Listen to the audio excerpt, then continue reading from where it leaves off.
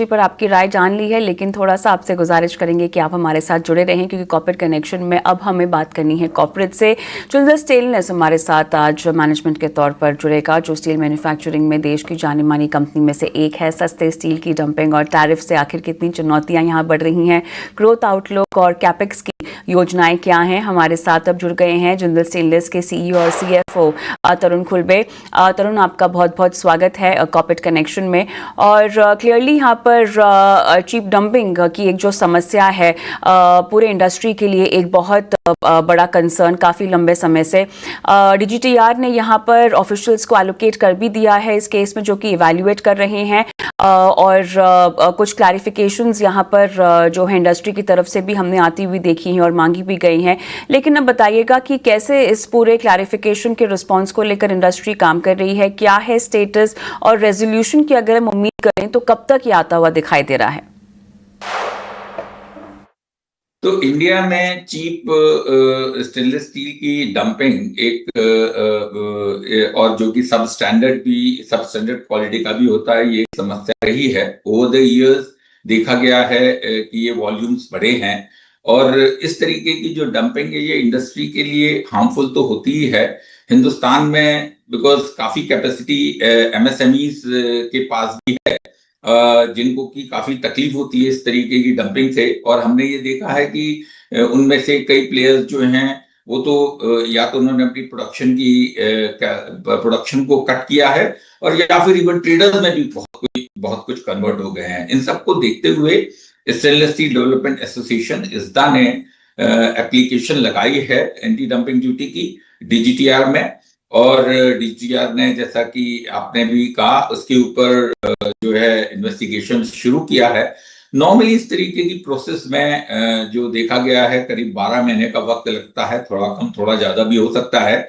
And हमको काफी विश्वास है, इंडस्ट्री को काफी विश्वास है कि डीजीटीआर पूरे इन्वेस्टिगेशन को लेकर के एक पॉजिटिव रिपोर्ट और पॉजिटिव रिकमेंडेशन ऑन एडीडी आगे बढ़ाएगा।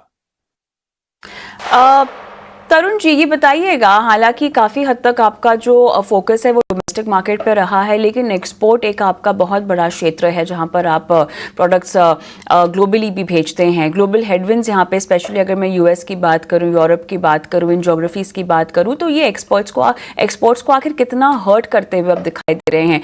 क्योंकि नंबर्स अगर हम देखें तो यहाँ पर मिड टीन से लेकर अब 10% के भी नीचे जाता हुआ नंबर दिखाई दे रहा है। अब जिस तरह से ग्लोबल अनिश्चितता बढ़ रही है, क्या इसमें और गिरावट आने की संभावना है? Differential spread export versus domestic sales अगर हम समझना चाहे तो फिलहाल ताजा तस्वीर क्या है, अगर आप समझा पाएं? देखिए, जहां तक एक्सपोर्ट मार्केट का हिसाब है, ये काफी डायनामिक सिचुएशन पिछले कुछ महीनों में रही है। पर्टिकुलरली यूएस मार्केट को अगर हम देखें, आफ्टर जो प्रेसिडेंट ट्रम्प के द फेमस टैरिफ्स के जो उन्होंने एक के बाद एक अनाउंसमेंट किए हैं, कभी कम कभी ज्यादा, कभी किसी के ऊपर कुछ। लेकिन स्टेनलेस स्टील में जहां तक सवाल है, पहले उन्होंने 25% 2018 में लगा दिया था अंडर सेक्शन 232, और अभी उन्होंने उसको बढ़ा के 50% कर दिया है। तो इस वजह से, और चूंकि ये इन्होंने इस जो टैरिफ को सारे ही देशों के ऊपर लगाया है, तो जहां तक हिंदुस्तान का सवाल है, अब वो सारे देश बराबरी पे हो गए हैं, जो कि पहले ऐसा नहीं था। तो एक तो हालांकि लेवल प्लेइंग फील्ड हुआ है, लेकिन हाँ, इसकी वजह से काफी मार्केट में अनसर्टेनिटी ग्लोबल मार्केट में तो है। तो हमारा, चूंकि हम हिंदुस्तान में हैं, डोमेस्टिक मार्केट हमारे अच्छे कर रहे हैं, कंटिन्यूस ग्रोथ है, डिमांड है, और हमें जिस तरीके से हमारी गवर्नमेंट के एक्शन रहे हैं, हमें पूरा विश्वास है कि ये डिमांड यहाँ पे काफी बेहतर रहने वाली है। और इस वजह से हमने एक गाइडेंस 9 से 10% के एक्सपोर्ट की दी थी, बट वो भी हमने हमेशा बोला है कि हम एक्सपोर्ट को एक बैलेंस नंबर की तरह ज्यादा देखेंगे, और जहां पे वैल्यू बेहतर दिखेगी, हम वहां पे उस वैल्यू को लेकर के चलेंगे। तो इसलिए डोमेस्टिक मार्केट में हम काफी कंफर्टेबल हैं, और हमने जो भी अपने वॉल्यूम की गाइडेंस, ग्रोथ की गाइडेंस दी है 9 से 10%, वो हमें पूरा भरोसा है कि हम उनको पूरा करेंगे। और जो हमने अपने एबिटा की भी जो गाइडेंस दी है 19 से 21%, जो कि सारे प्रोडक्ट्स को मिला करके एक एवरेज नंबर होता है, उसके ऊपर भी हमें भरोसा है कि हम उसको पूरा अपने टारगेट्स को मीट करेंगे, जो भी हमने गाइडेंस दी है उसको पूरा करेंगे। देखिए, क्योंकि आपने अपना एबिटा पर टन हम देख रहे हैं कि मेंटेन रखा हुआ है गाइडेंस, क्या ये बॉटम आउट हो गया है टाइम बीइंग के लिए? क्या ये बोलना सही होगा?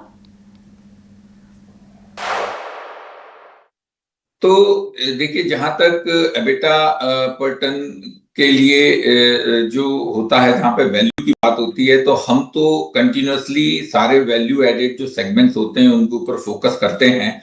वैसे तो हम सारे ही सेगमेंट को सर्व करते हैं, लेकिन जितने भी हाई टेक्नोलॉजी हैं, हाईटेक एप्लीकेशंस हैं, उन सब के ऊपर हमारा वैल्यू एडेड प्रोडक्ट्स ऊपर हमारा काफी फोकस रहता है। दूसरी तरफ हम अपने कस्टमर्स को भी जो है पूरा जितना अब टेक्नोलॉजी अडॉप्शन करके उनको कितनी बेहतर एक्सपीरियंस दे सकें, कितना बेहतर सर्व कर सकें, उसके ऊपर भी हमारा फोकस रहता है। तो इन सारे ही फैक्टर्स को देखते हुए हमने इस साल के शुरुआत में एक एबिटा पर टन की गाइडेंस दी थी, और हमको विश्वास है कि FY26 के लिए हमने जो ये गाइडेंस दी है इसको हम पूरा करेंगे।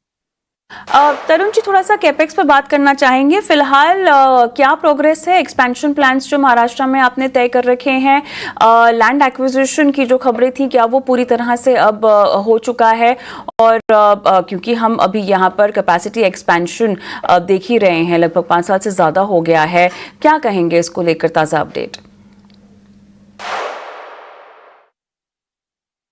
तो महाराष्ट्र को जब हमने बोला था, तब हमने ये इंडिकेट किया था कि महाराष्ट्र हम अपनी लॉन्ग टर्म ग्रोथ के एंगल से हमको कहीं ना कहीं पे शुरू करना है, तो जिसके लिए हमने महाराष्ट्र को चुना। लेकिन इस शॉर्ट टर्म और मिड टर्म के लिए हमने ऑलरेडी अपने कैपेक्स के प्लान अनाउंस किए थे, जिसमें कि एक हमारा, जहां तक मेल्टिंग का सवाल है, हमने एक इन्वेस्टमेंट इंडोनेशिया में किया है, जो कि अगले साल FY27 में ऑपरेशन में आना चाहिए, जो कि 1.2 मिलियन टन कैपेसिटी का होगा। उसके अलावा काफी कैपेक्स हम डाउनस्ट्रीम इंडस्ट्री के अपने हिंदुस्तान के प्लांट्स में कर रहे हैं।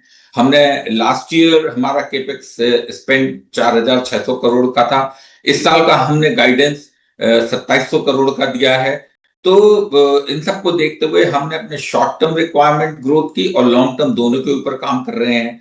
जहां तक सवाल है महाराष्ट्र का, आपका जो, जैसा कि आपने ठीक समझा है कि क्योंकि ये एक लार्ज स्केल का ग्रीनफील्ड प्रोजेक्ट है, तो इसमें थोड़ा सा समय तो लगता है, और पहला स्टेप इस तरीके के प्रोजेक्ट के लिए लैंड एक्विजिशन ही होता है, और जिसके ऊपर हम काम कर रहे हैं। लैंड एक्विजिशन प्रोग्रेस में है, एंड मुझे लगता है कि इट इज मूविंग पॉजिटिवली, मैं इस समय ये कह सकता हूं।